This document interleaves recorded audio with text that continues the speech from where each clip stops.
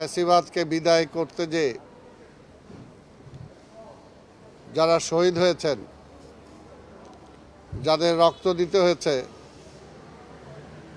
সেই সমস্ত পরিবারগুলো এবং যারা অঙ্গহানি হয়েছে সেই সমস্ত ব্যক্তিগুলোকে বা সন্তানগুলোকে, সে ছেলে হোক মেয়ে হোক, যখন এখনো জাতির সামনে কাতরিয়ে বলতে হয়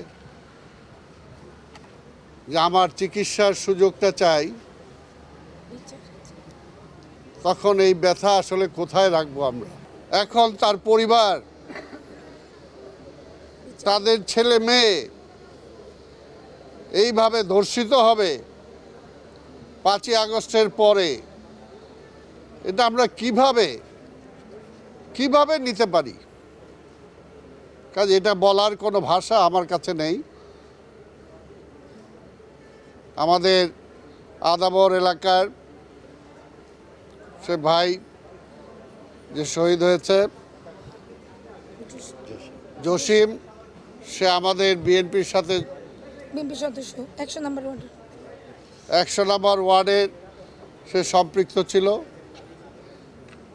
এবং সে শহীদ হওয়ার পর থেকেই বিএনপির পক্ষ থেকে আমরা এই পরিবারকে যতটুকু দেখাশোনা করার, সেই সময় জসিমকে কবরস্থ করার যতটুকু আমাদের দলের পক্ষ থেকে আমরা সেই প্রথম থেকেই করে আসছি।